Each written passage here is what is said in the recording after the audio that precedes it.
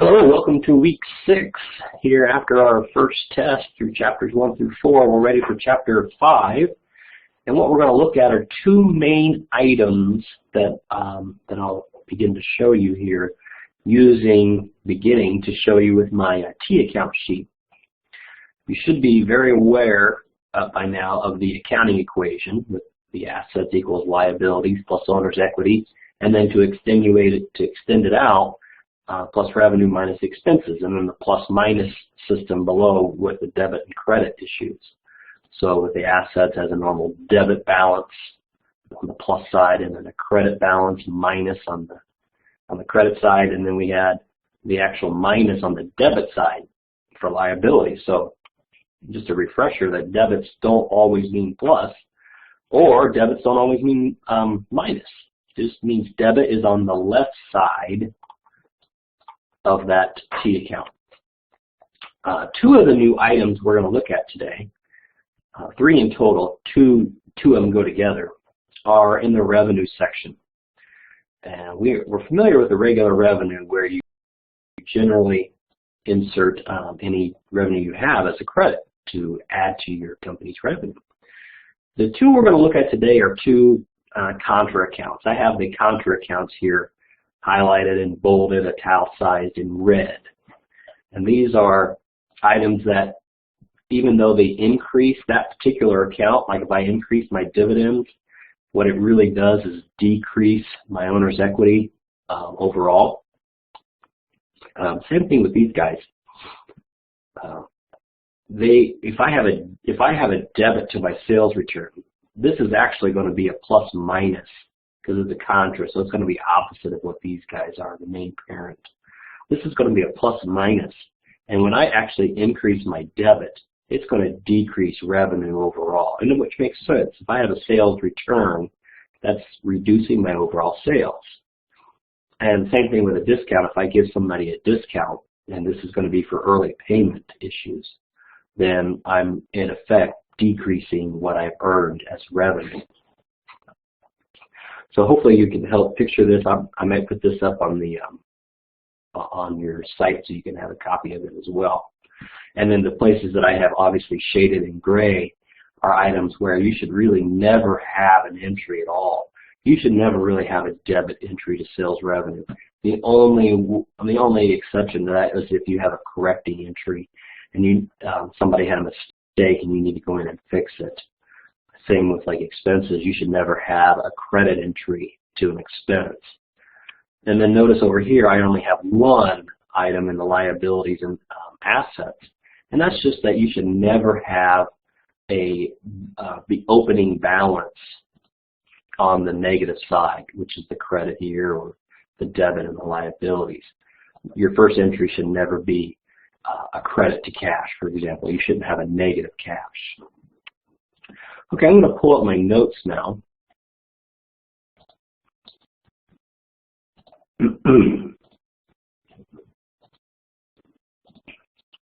Here we go.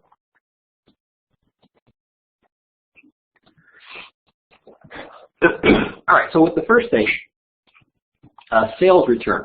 So that's obviously somebody's bought something from you and now they're going to return it back. So we're going to be looking at these today from the seller's perspective, not from you returning something to whoever you bought it from. We're going to look at this now as you are the seller in the business, and your customer is now returning items to you. So for the seller only, the buyer doesn't do this entry, or doesn't do this type of entry. This is only for the seller purposes, and what it's going to do is obviously reduce, as we just shown, your overall parent category of revenue. So I have an example here on April 1st. This would be our typical account that we've already been used to. If we sold $5,000 on account to Tom, then we would debit his receivable to increase what Tom owes me, and then we credit the revenue account, whether it be sales, service, whatever kind of revenue it is. We'll say sales in this case. Then on April 8th, Tom turns around and gives us back some of the product, whether it's defected or just doesn't need it. So what we need to do is insert this new contra account. Notice I don't want to debit the revenue.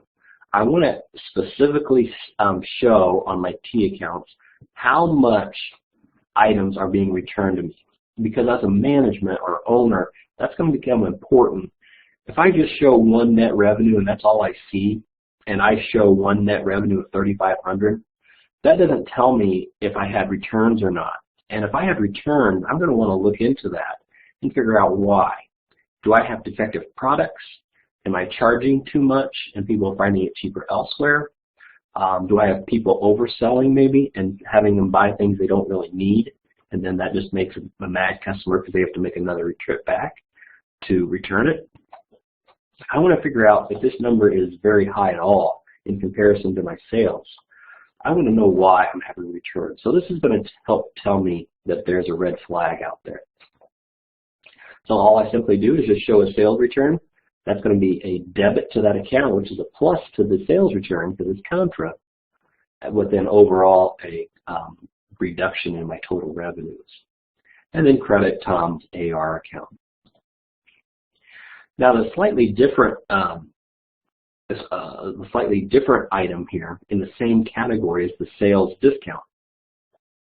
There are actually two types of discounts that we'll cover in this class. Right now we're only going to be concerned with the sales discount item. The purchase discount, that's from the buyer's perspective, and right now we're only looking at it from a seller's perspective. When the buyer returns something, all they do is just credit the inventory that they bought or credit the asset that they purchased, say equipment, to return it. There is no such thing as a purchase return, or in this case, a purchase discount. If I receive a discount on something and I'm the buyer, I'm just going to credit whatever I purchased. Say I bought a piece of equipment for $10,000, but then I got a $500 reduction because of cost, because of savings from whatever I may be paying early. Then I'm going to just credit my piece of equipment from $10,000 down another $500, and then show that its full true price was only $9,500, not $10,000. When it's a sales discount, I want to keep track separately than my revenues, just like with what I did with my returns. I want to know exactly how much in discounts I'm providing to my customers. And that's also going to tell me if people are taking advantage of the discount. Because ultimately, I do want them to take advantage of my sales discount. And that if they do take advantage of it, that means I'm getting my money faster. I'm giving them what we talk about for accounting is for sales discount, you give a discount if somebody pays you way ahead of time. So if your bill isn't due for 30 days, but they pay in 10, then you give them a reward. You give them a bonus because they paid early. And we like it if they pay early because then I have money to go and buy more inventory or more whatever I need for my store. In accounting, cash is king. And as soon as you can get your cash, the better. And you're even willing to reward somebody to get that faster. Now, discounts are in accounting are dealt with in terms that look very similar to this. You'll see 210 and then possibly a net 30 or net something at the end. And simply what that means is the 2 is the percentage discount that you're able to receive from that invoice price. So I'm, in this case, I would be offered a 2% discount if I paid. And then that's when the second number comes into play. If I pay within 10 days, I'm going to get a 2% discount 10 days of the invoice date. And then the net 30 just tells me when I have to pay the bill in full if I haven't made it by the discount date. Sometimes you may or may not see the net 30 on the end or net, whatever it might be. So let's look at an example of how this works. So on the first, we sold some items to Tom. So this is going back to my original example. Tom returned some items for $1,500. Remember that. The only thing that I've changed here is now Tom has an incentive to pay early, $315 net 60. So he's going to get a 3% discount if paid within 15 days. Otherwise, the total bill is due in 60. Now, on the 12th, Tom goes ahead and pays us. The key thing I want to remember is what I have up here. Is that percent off? That's not off your total revenue. That's off your net revenue or your net sales. So when I don't want to give Tom a discount based on $5,000 worth, I only want to give him a discount based on the net of what after he returns some items. Just think about it. I do it in an extreme example. If you sold somebody $1 million worth of whatever it would be, your product, and then they returned 999,000 of that, so they really only bought 1,000, you wouldn't want to give them a discount based on the original $1 million. They would actually have more of a discount than they owed money. So we would owe them money for buying our product. So we don't want to do that. We want to base our discount off the net sales price. So net sales $3,500 at 3%, because that's what we were having offered, tells me that he can pay in full and get to subtract off $105 from his $3,500 bill. So when Tom pays me cash, he's actually going to pay me $33.95 instead of the $3,500. I calculate that $105 that I'm missing as a sales discount, and I would debit that sales discount account underneath the revenues as a contra. And then I need to take off the entire amount from Tom's bill. His AR needs to go down to 0. And it was originally, if you have netted these two right here, he had a balance of $3,500. He has now paid us in full, even though he didn't pay the full amount. He is taking care of his responsibility. Therefore, I need to take it off of his account. As you can probably tell, I have a little bit of a cold. I'm going to, hopefully this will just pause, and I'll be right back.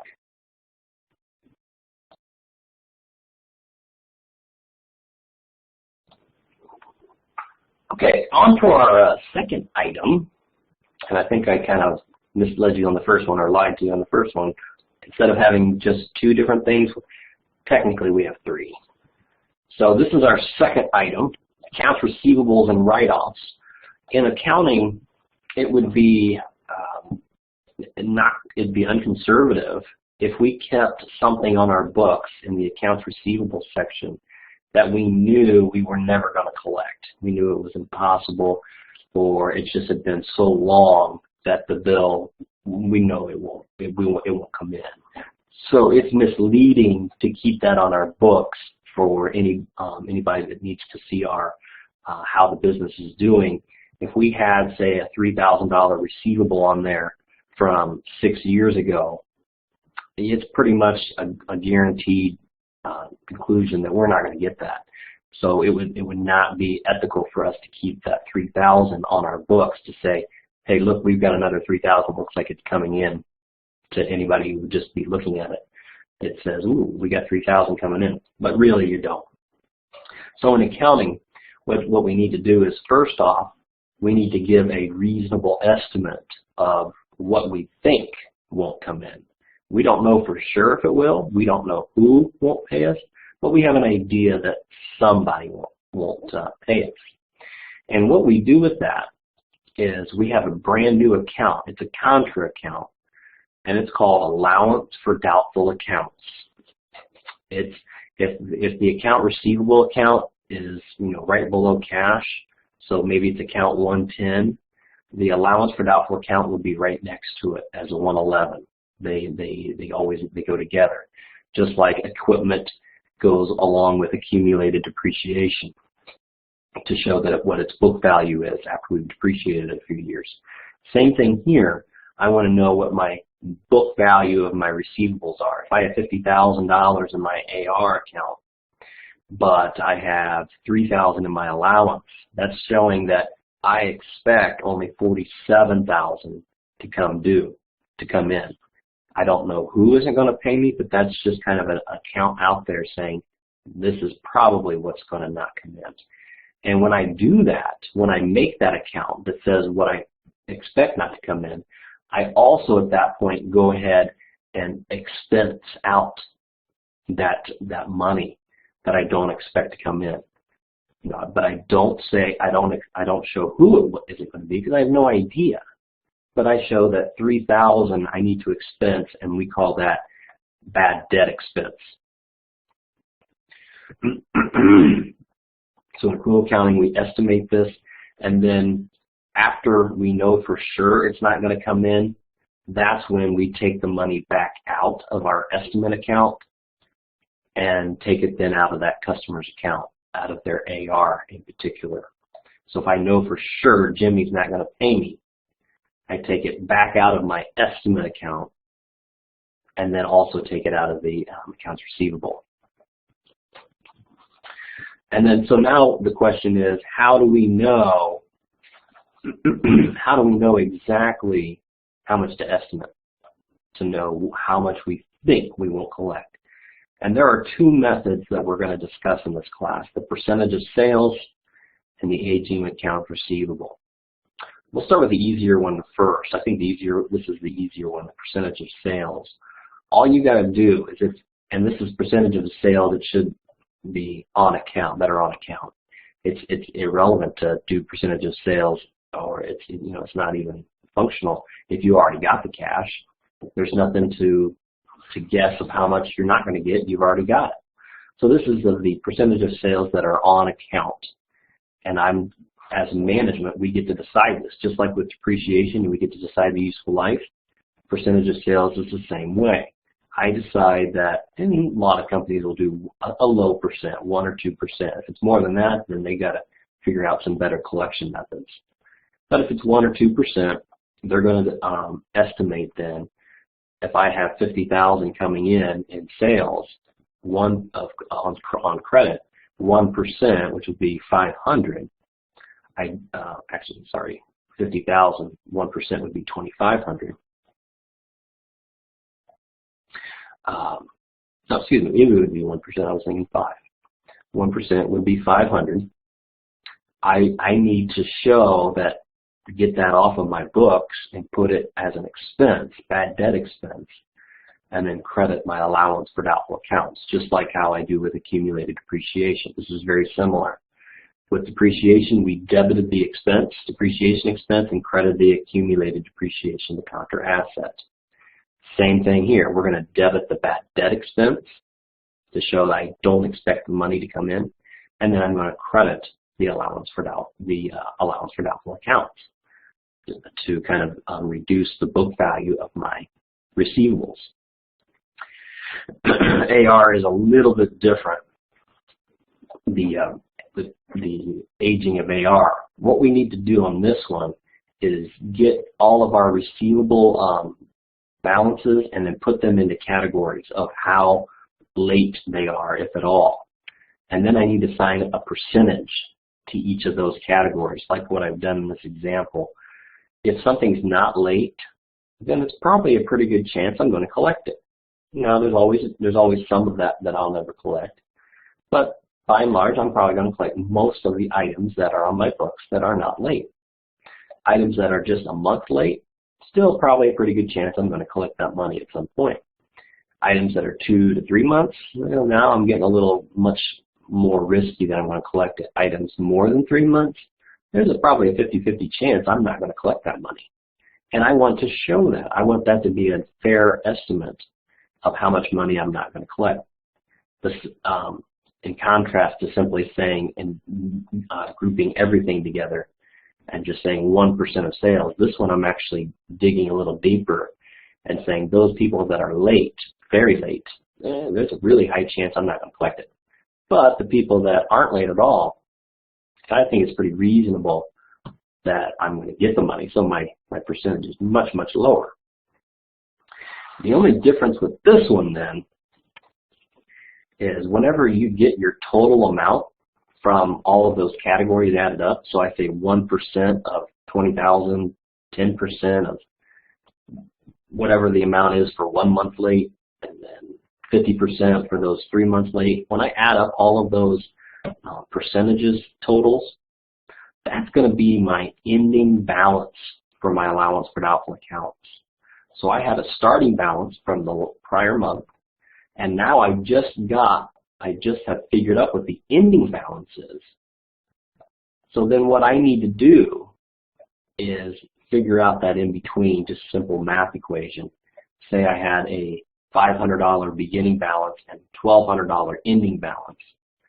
Obviously, I know I need to expense out another $700 to get from that beginning $500 up to the $1,200 where I think I should be at the end of the month after doing my receivables and looking at due dates and what's going to be uncollectible.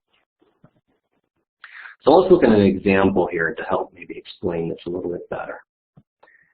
So here's my, I'm going to do both ways. I'm going to do the aging of accounts receivable, which I like that method the best. It's a little bit probably harder to do, just a little bit more complicated, but I think it's more of an accurate figure. That's just my personal opinion. 1% of, so I have deemed this, management deems this again. They, just like while we deemed what the percentage uncollectible will be of sales, management also determines based on their prior history, the business that they're in, they can determine and they'll set, okay, 1% of anything uncollectible that's less than 30 days late, if at all late.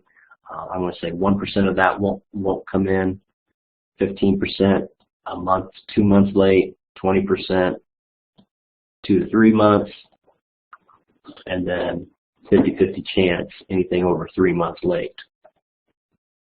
So what I have to give you then, or what you have to get from the business, is be able to group those into categories.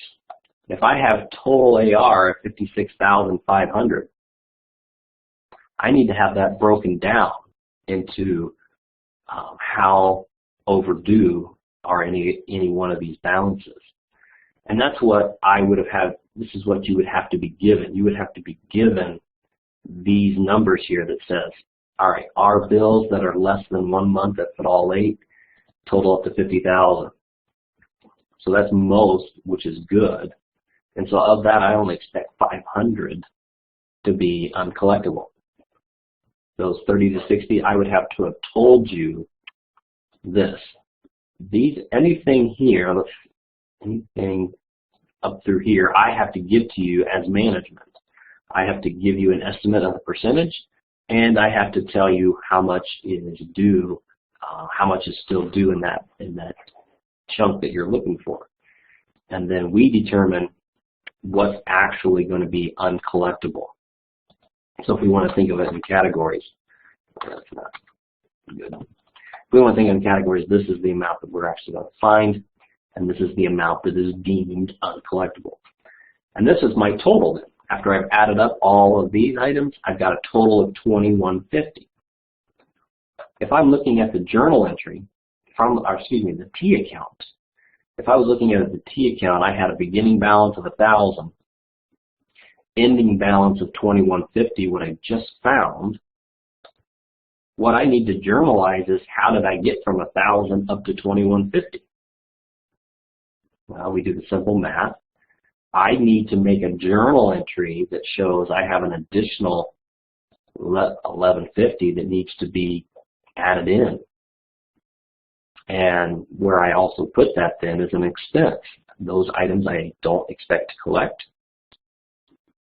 So just like with depreciation, I debit the expense and then credit the contra asset account for the $1,150. So now I'm up to where I think I should be at $2,150 as my total ending balance.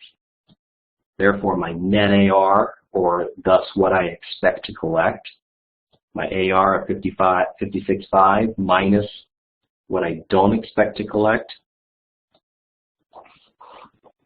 I expect in total to get out of the $56,500 only collecting $54,350.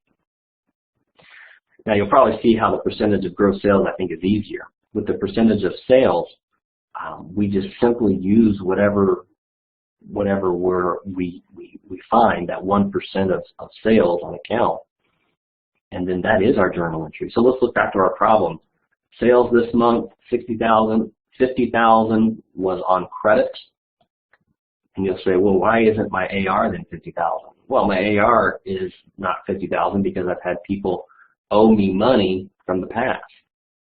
So this 50,000, that's where I essentially got this, is to say I just made those sales, so that's what's less than 30 days. Here's the other 6,500 that is more than a month late.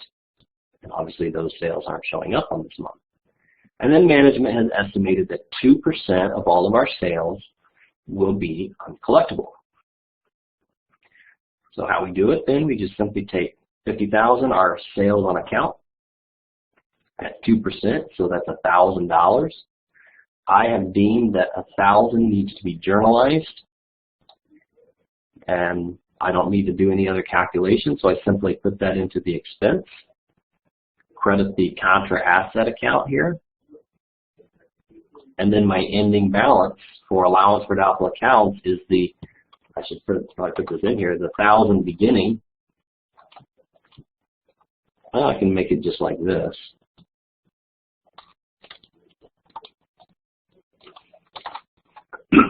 Just the allowance for doubtful ending balance. Let's just put this, what my T account would have looked like. Allowance to be written off. Well, this one we actually knew now. We just figured it out. And then this was what I didn't know. And in this case, the ending balance is $2,000. When I add up what I started with plus what I journalized, gives me the 2,000. Thus, my net AR, what I expect to collect, is almost exactly the same as before. Okay, that's a quick overview of the allowance for doubtful accounts and expensing out.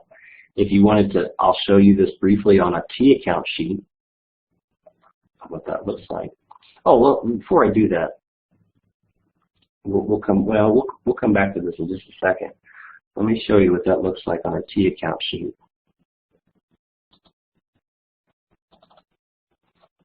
Okay. So here's my accounting equation, cash.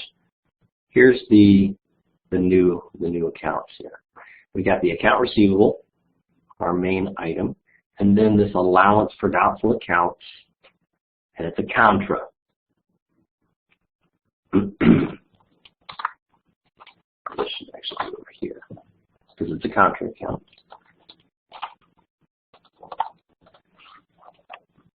When I have my, this would be on the debit side, we would have a plus.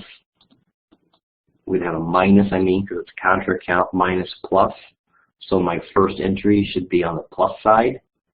And if I had $1,000 beginning balance, and then I had the, say we're doing the aging of accounts receivable, where I didn't know what the journal entry should be, and then I knew what the ending balance should be down here, I knew that everything should have equaled $2,150. Well, then I can easily determine what my question mark journal entry should have been. Now, once I have officially determined that of the 56, remember we had 56.5 in my T account balance for AR, and then I have decided that $600 or whatever it is, I've deemed to be uncollectible from a certain individual, then I actually come over here and take away the 600 to show that it's completely written off Bobby's account, and then it's no longer considered estimate because I know exactly who's not going to pay me. So I'm going to take the 600 out of my estimate account. Essentially, this is an estimate account. And I estimated at the beginning of or at the end of the month, $2,150. Now, a couple weeks later, I know where some of that $2,150 is coming from, so I simply take it out of the estimate. So the key thing with this is, once you have taken it out of a customer's account, we don't expense it again and say it's going to be another bad debt. I've already expensed that 600 in times past, and that's where this estimate account came from.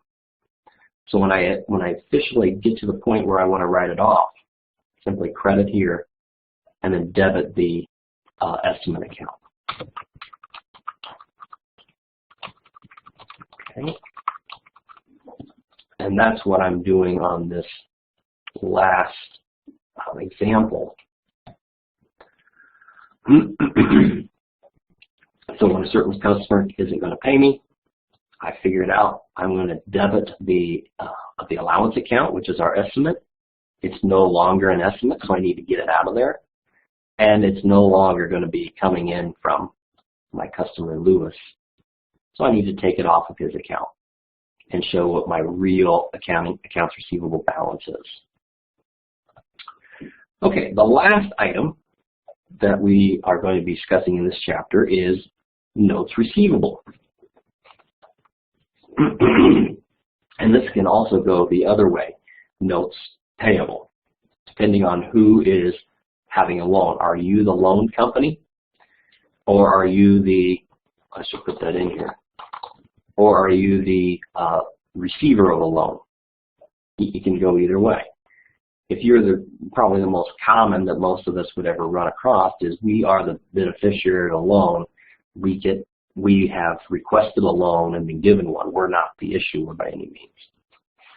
So loans and any kind of note payable or note receivable, the difference between that and account payable or account receivable is a note usually has an interest rate attached with it. It requires some more signatures, has more paperwork, and they're usually long-term in nature.